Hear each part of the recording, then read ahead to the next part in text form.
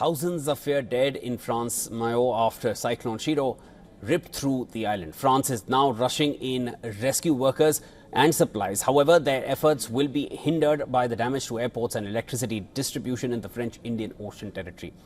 Wreckage from destroyed houses, uprooted trees and debris could be seen strewn on the streets of capital Momodzo in Mayotte.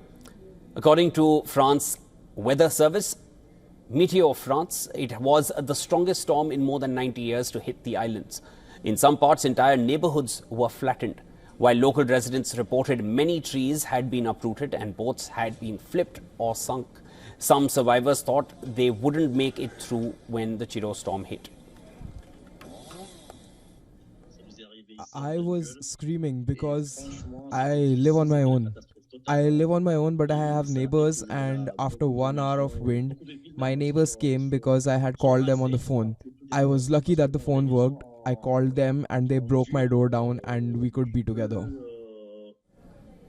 France Interior Ministry said that it is difficult to get a precise tally of the dead and injured in Mayotte and fears the death toll will increase even further. A local hospital reported that 9 people were in critical condition and 246 others were injured. The tropical cyclone blew through the southeastern Indian Ocean, also affecting the nearby islands of Comoros and Madagascar.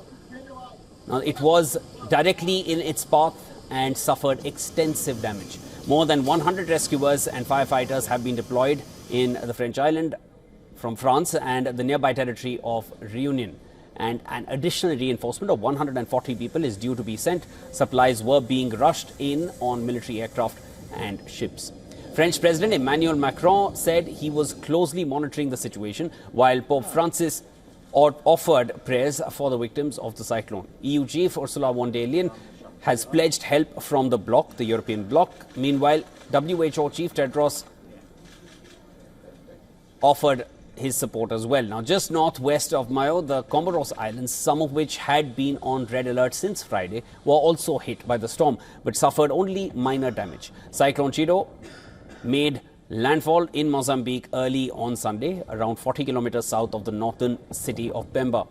The death toll there so far stands at 3. UNICEF said it was on the ground in Mozambique to help the people hit by the storm. Zimbabwe and Zambia could also expect heavy rains.